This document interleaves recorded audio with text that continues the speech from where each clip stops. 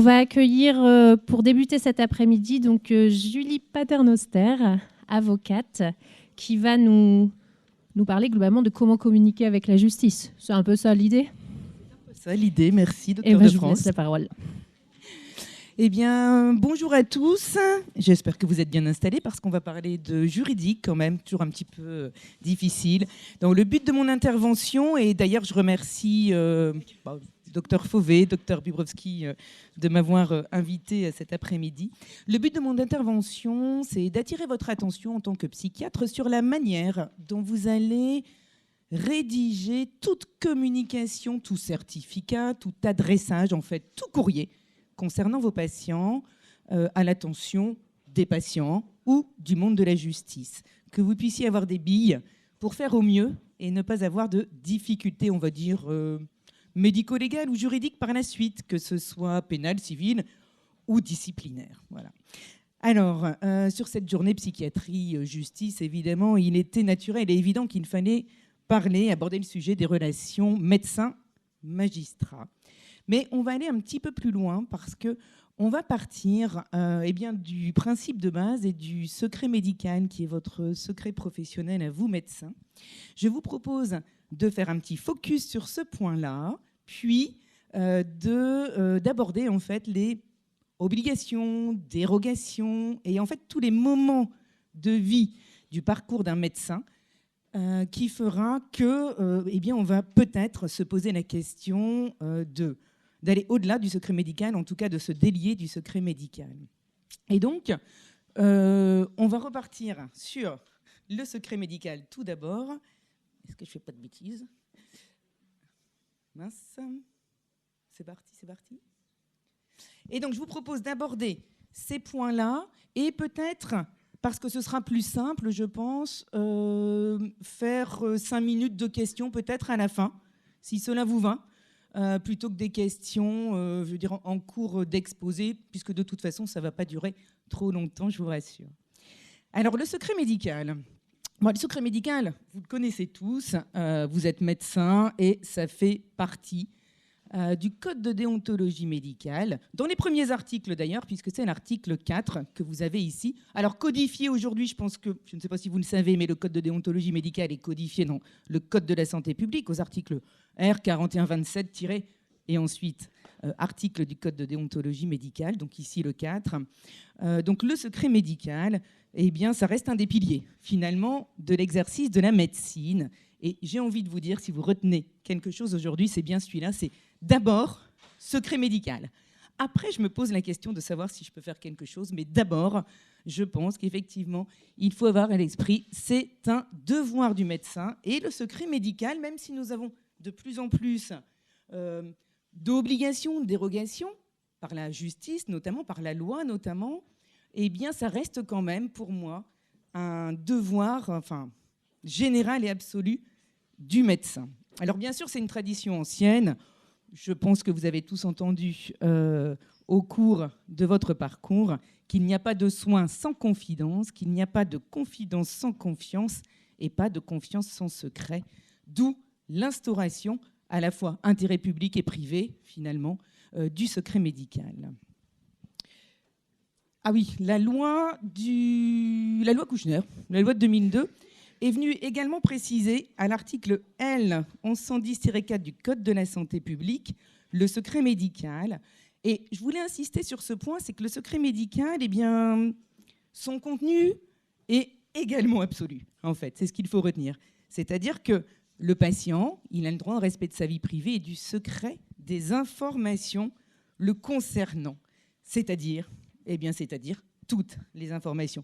Les informations identifiantes, personnelles, les opinions politiques, le nom, le prénom, numéro de sécurité sociale. Le secret couvre effectivement l'ensemble des informations qui concernent la personne, qui sont venues à la connaissance du professionnel. Et quand je dis l'ensemble des informations, il va falloir effectivement veiller à cela. Je pense, par exemple, mais j'y reviendrai tout à l'heure, peut-être un auxiliaire de la justice, par exemple un policier qui tape à votre bureau et qui vous demande si vous avez bien monsieur un tel ou madame Trucmuche comme patient. La réponse, c'est « je ne peux pas vous répondre ». parce que même le nom est couvert par le secret médical.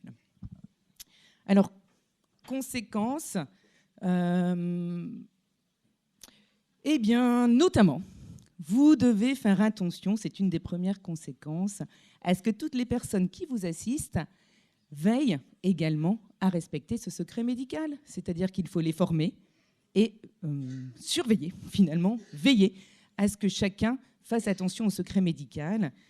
Je pense notamment à un médecin du travail qui s'était retrouvé en chambre disciplinaire parce qu'il avait demandé à sa secrétaire d'envoyer un document urgent à une commission médicale. Sa secrétaire, croyant bien faire, l'avait envoyé par fax à la DRH. Donc toute la DRH avait effectivement eu connaissance d'informations médicales concernant une salariée. Eh bien, il n'avait pas veillé, effectivement, à ce que le secret médical soit respecté également par sa secrétaire. Vous devez donc, en tant que médecin également, toujours au titre du secret médical, protéger contre toute indiscrétion les documents, quel que soit leur contenu et leur support. Donc attention effectivement au rangement, à l'archivage de toutes les données médicales. Alors, avant peut-être d'ailleurs, je voulais vous parler des certificats médicaux à la demande du patient, avant de vous parler des obligations et des dérogations au secret médical qui sont instaurés par la loi. Avant cela, parce que j'y pensais ce matin, et je me suis dit, il faudrait peut-être que je fasse un petit focus dessus. Je ne sais pas si ça va vous intéresser, mais je parlais de policiers tout à l'heure. Faire très attention quand les policiers vous appellent ou, encore une fois, tapent à votre bureau pour vous demander des informations sur un patient. La réponse est « je ne peux pas vous répondre ». Ça, c'est la première réponse.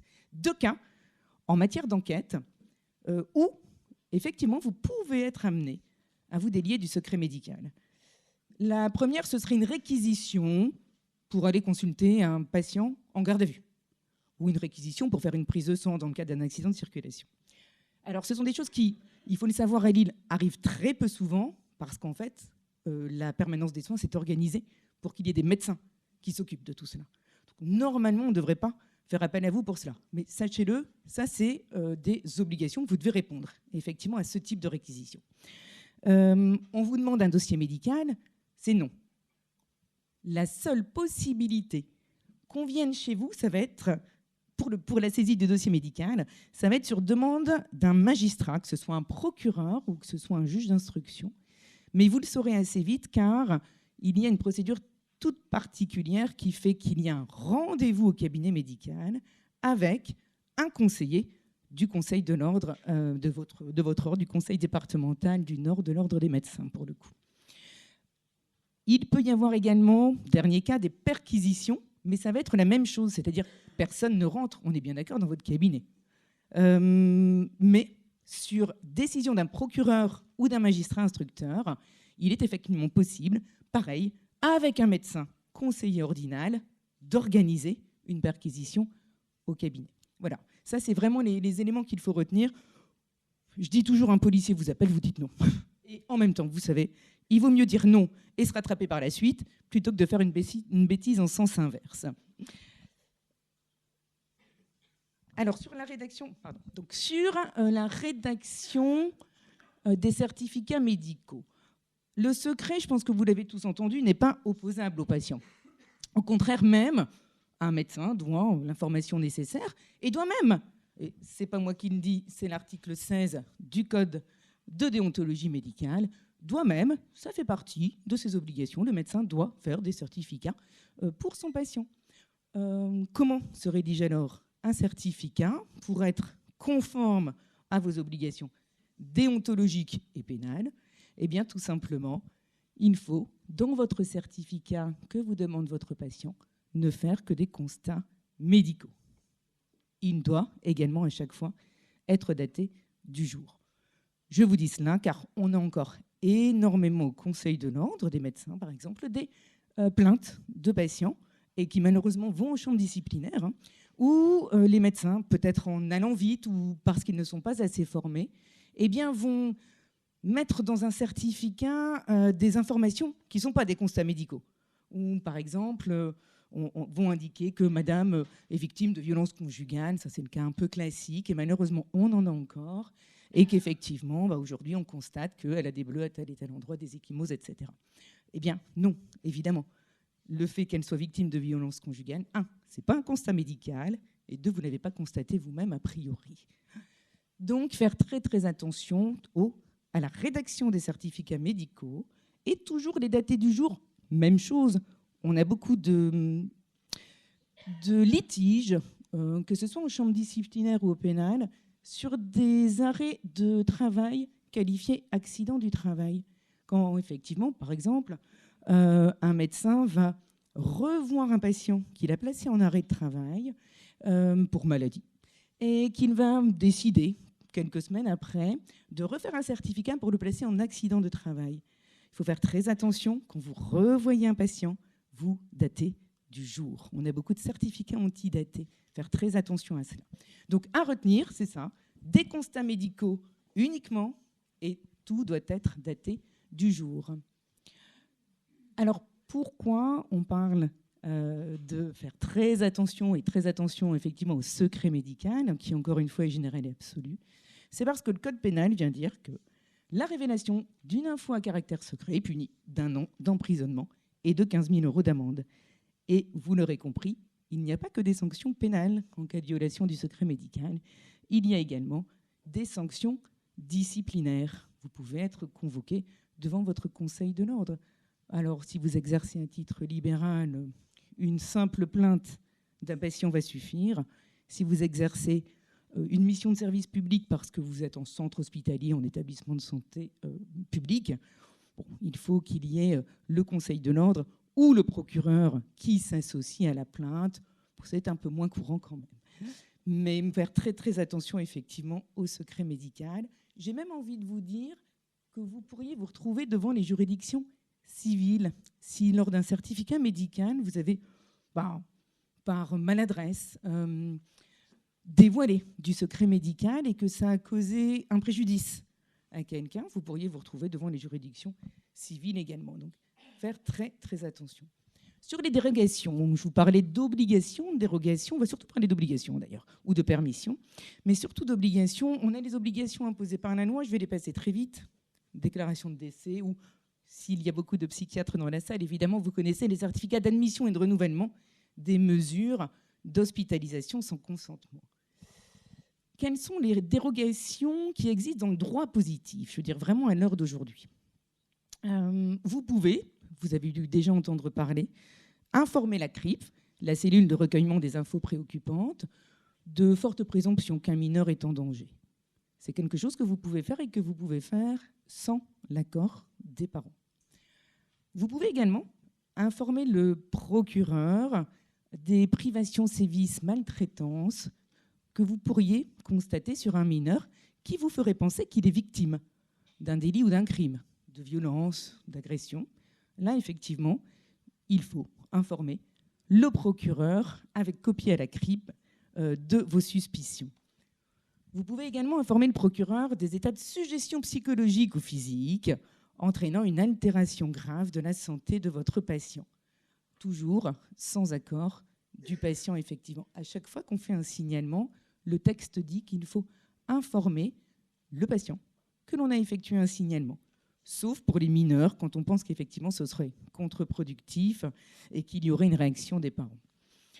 Vous pouvez également, alors c'est tout récent, bon, c'est quand même 5-6 ans, vous pouvez également informer le procureur des violences conjugales sur une victime majeure, si, et seulement si, vous pensez qu'il y a pour elle un danger imminent de mort et que la victime est incapable de se protéger du fait d'une emprise. Et tout cela, toujours, sans son accord. Vous avez dû déjà entendre parler de la possibilité d'informer le procureur du caractère dangereux pour lui-même ou pour autrui d'un patient qui détient une arme ou qui a manifesté l'intention d'en acquérir une. Alors, qu'est-ce qu'il faut retenir de tout ça?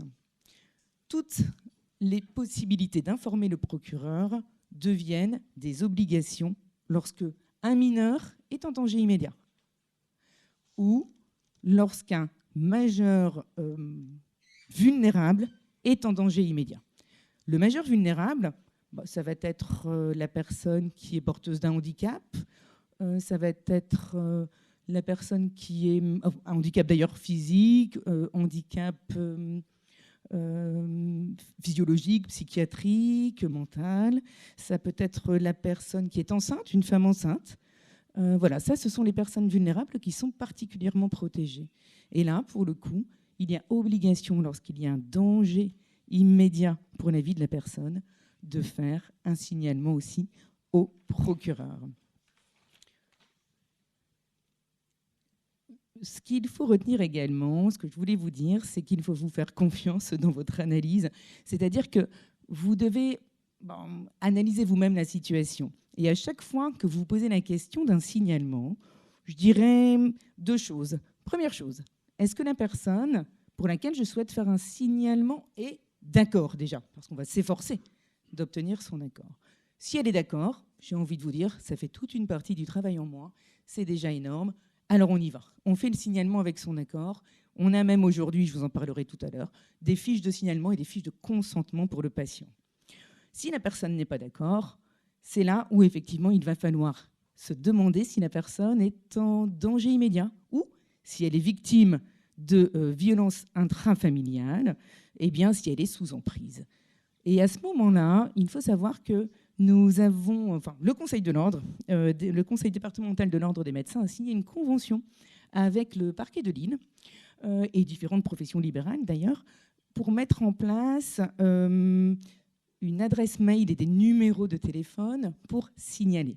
Et dans cette convention, il est indiqué que si le médecin qui souhaite signaler, qui s'interroge, qui effectivement a peur pour un patient, mais n'est pas certain de son analyse, eh bien, il peut envoyer un mail et signaler au procureur en lui indiquant. À ce moment-là, le procureur va analyser la situation et envoyer le patient à un médecin légiste. Enfin, il y a tout un processus. Donc, voilà, vous pouvez être suivi, vous pouvez être aidé.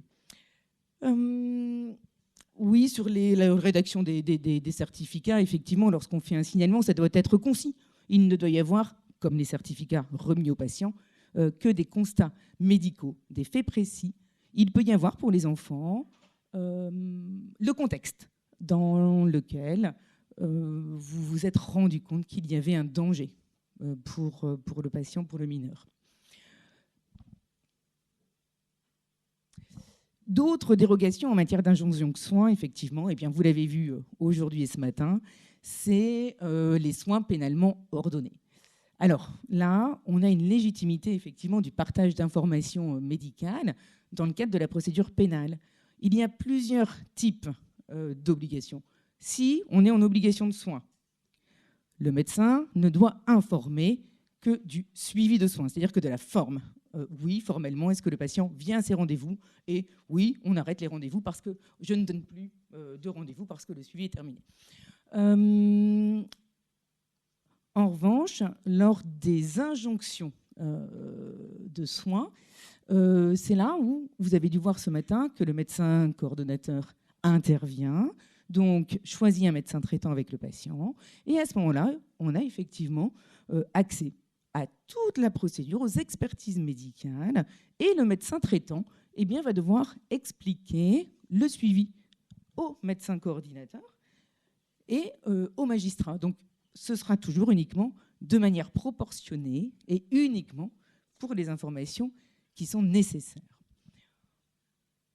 En matière de soins pénals, les médecins qui sont chargés de dispenser des soins en milieu pénitentiaire communiquent au médecin coordonnateur les infos qu'ils détiennent sur le condamné afin qu'elles soient transmises au médecin traitant. Donc à retenir, c'est quoi? C'est que le médecin traitant, il est autorisé à informer le juge de l'application des peines et le médecin coordonnateur de la suspension des traitements. Quand l'arrêt du traitement se fait contre son accord, à informer immédiatement le médecin coordinateur qui informe le JAP.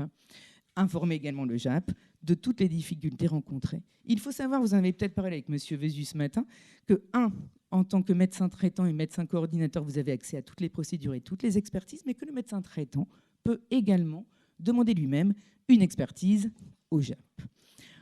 Donc voilà un petit peu tout ce que je voulais vous dire. Je pense que, écoutez, ce qui est à retenir, vraiment à retenir, c'est d'abord, secret médical. 2, si vraiment je dois faire un certificat, je me pose la question du pourquoi. Si je sens qu'un patient est en danger, je peux effectivement faire un signalement au procureur en retenant que sont particulièrement protégés les mineurs, les personnes vulnérables et les personnes qui sont victimes de violences intrafamiliales. Si vous avez un doute dans votre exercice sur un certificat qu'on vous demande de rédiger, sur peut-être même un signalement, n'hésitez pas à appeler votre conseil départemental de l'ordre, car il y a une permanence chaque jour pour répondre à ce type de questions.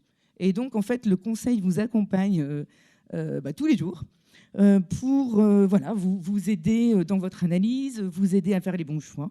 Il faut savoir également que sur le site internet et du Conseil national, de l'Ordre des médecins et du Conseil départemental, vous allez retrouver toutes les conventions et toutes les fiches de signalement qui sont proposées. Vous avez des modèles, en fait, tout simplement. Et vous avez même des vadémécum. Un petit appel est toujours plus sûr. Je pense qu'effectivement, lorsqu'on appelle, on peut expliquer sa situation et puis être conseillé au mieux. Donc voilà ce que je voulais vous dire. Cet après-midi, je ne sais pas si vous avez des questions.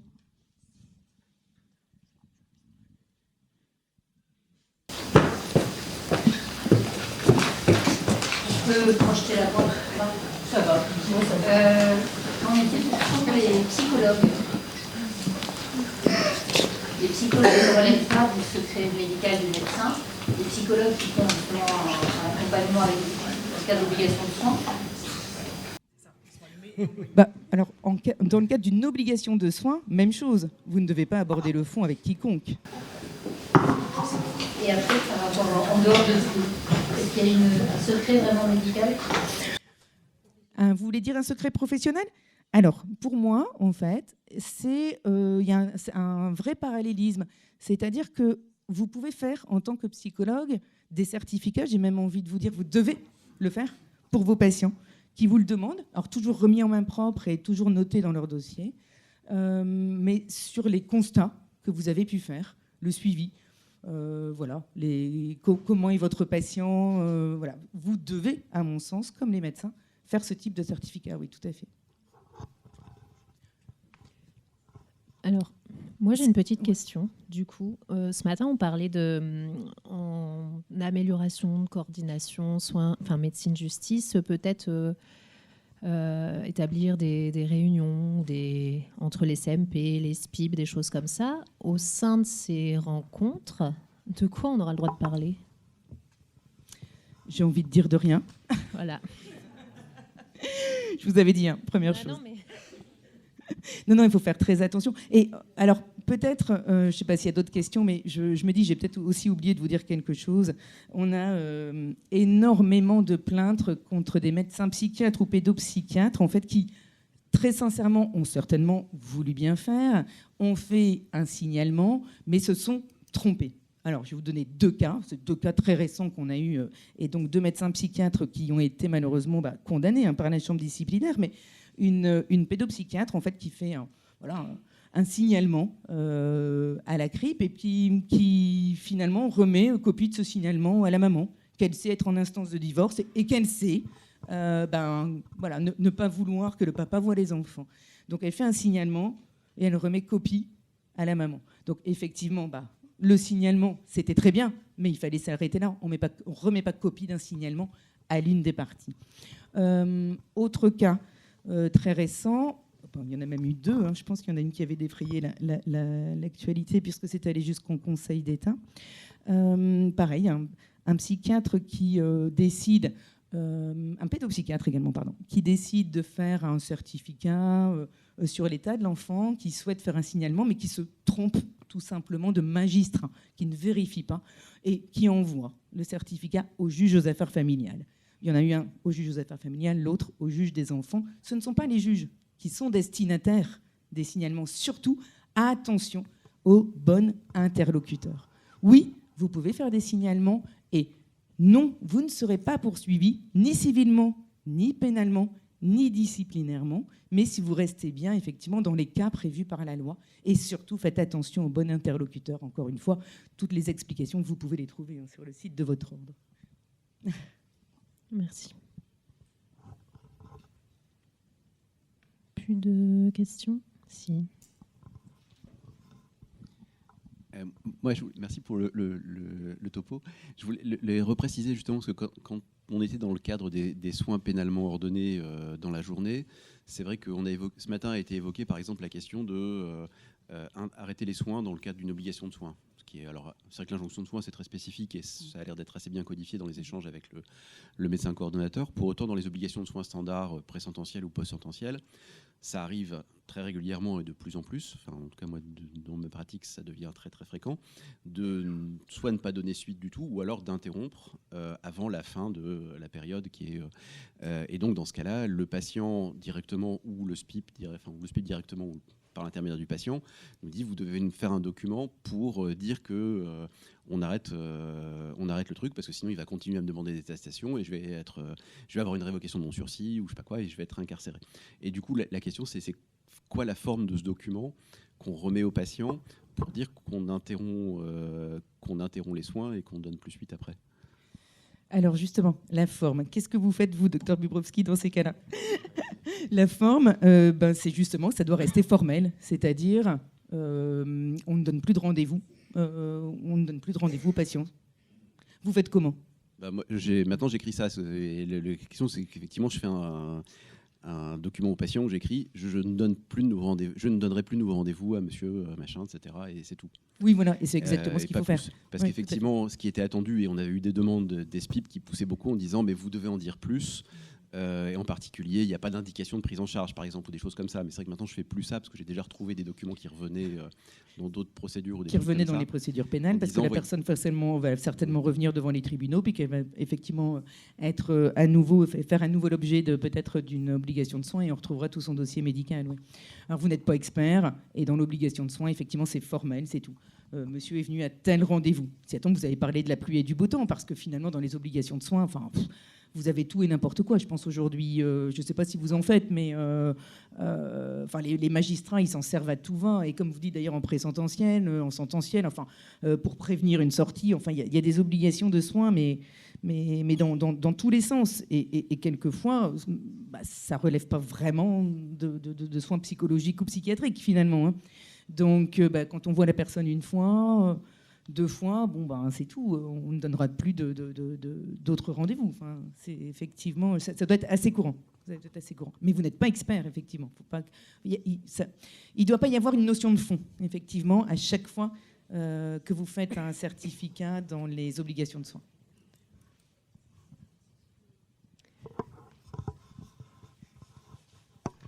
Bonjour. Mince, je vous ai assommé un peu. Bonjour. Ici. Oui. Je suis Madame Hulin, je travaille sur une équipe émote et avant je travaillais en centre pénitentiaire.